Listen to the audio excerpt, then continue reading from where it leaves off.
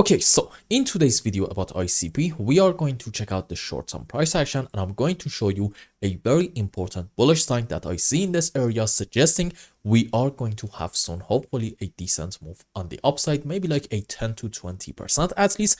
And then we are going to go on some higher time frames, and I'm going to tell you why a 1000% move in ICP is not actually that unrealistic. So with that said, hi everyone, welcome back. I hope you're having a great time with your family and loved ones, and let's go around here. Okay, so here's a very important point. Whenever you are having a resistance area like this, or maybe a support, doesn't really matter, the more times that you touch this region, at that point, chances of getting a break of it is just going to increase more and more. Why is that? Let's say this is a resistance, and the reason that it is acting as a resistance area is because around this region, we are having some major sell orders. Let's say we are having 20 orders in here initially. By the first time that we're going to go up and touch this region, let's say 10 of those orders are going to get activated, and as a result of it, we are only going to have 10 orders remaining. Another time that we're going to touch this region, 5 are going to get activated. We are only going to have in here 5 more orders. Another time, let's say 3 more are going to get activated. We're going to have 2. Another time, let's say the other 2 are going to get activated, and there will be a time which we are going to reach to about this area, and at that point there will be no selling orders getting activated, and at that point, well, we are going to get a break of this area, do a pullback, and then a continuation of the move up. Understood? Okay, because I want to tell you, in ICP we are touching a short-term resistance area more than a couple of times. Let's go on the live chart. Okay, so this is actually a support area from weekly and daily time frame at the same time, but in H4 time frame recently, we can at the same time argue that this is a short-term resistance. And how many times are we touching this region? 1, 2, 3, 4, and then let's say 5, 6, 7, 8, 9 times we are touching this area, and every single time, let's say actually this thing also counts, which means 10 times we are touching this region, and every single time we are getting some sort of a reaction from it. So what's the idea? In my opinion, soon in ICP, you are probably going to see a move up in order to get a break of this region, go above it, do a pullback, and then a continuation of the move up. And at that point, I believe we talked about it before. In my opinion, the target, the bare minimum one, is going to be somewhere around the lower band of this important region, about, let's say, $8.5 to $8.7. So this means in ICP, soon we can expect about a 15 to 20% move on the upside, at least for like very, very short term. And in my opinion, that is definitely realistic. It's just the fact that because this move up right in here doesn't seem that strong, you should also consider ICP having another very small move on the downside. And at that point, this whole move is going to be a WXY structure. I talked about it on Twitter, and then we can have our bounce back and start a solid move on the upside. So we can get a break of this region and start going up from here.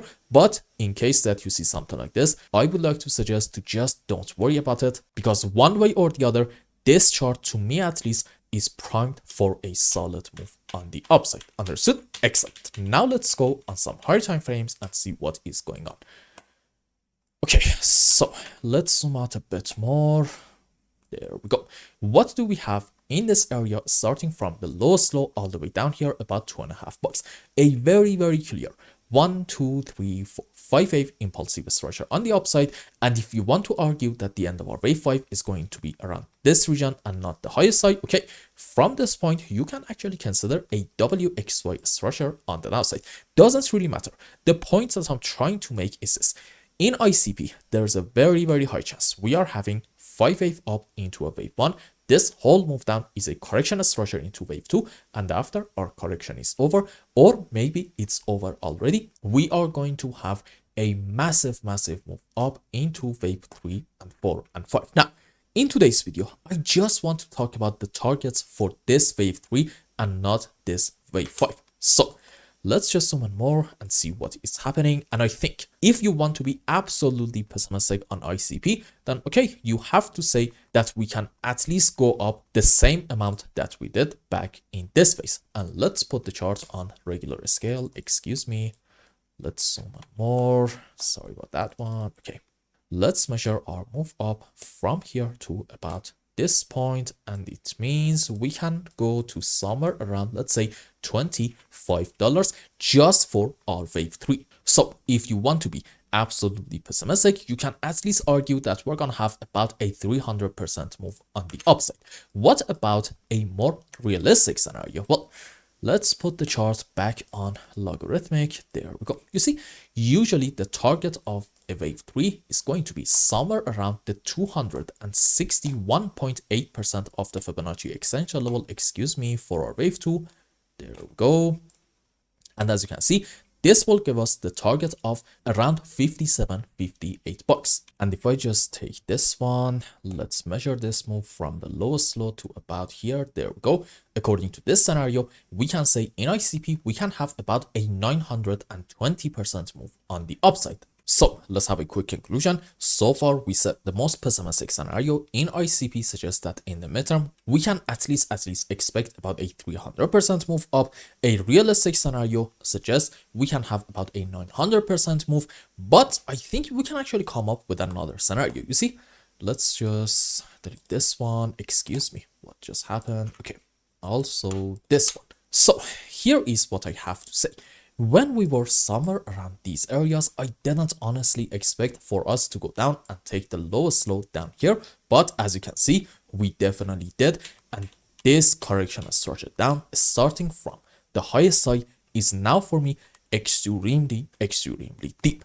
And usually whenever you are having something like this for wave 2, that leads to, again, usually an absolutely massive extension into your wave 3. Now, if you want to consider the extension scenario, then okay, you should once more put a Fibonacci extension in here. There we go. And say the target for this case is going to be somewhere around the 4.236 extension. And it means in ICP in the midterm, meaning for the next couple of months, we can actually expect a massive move up to about the $76. And from the lowest low to about this point, that is going to be about, let's say, like a 1200% move on the upside. So, and that is exactly why I would like to be a big buyer around the current price action. I think these prices, for me at least, again, this is just for me, extremely cheap. And I'm not here to sell you any ICP. No, I would like to suggest, just do your own due diligence, come up with your own conclusion, and then if you thought that this is a good project and it does actually have a bright future, then okay, feel free to watch some YouTube videos, not necessarily even mine, in order to have a decent idea of what is happening in terms of technical analysis and specifically Elliott waves. For me personally, I have done my research. In my opinion,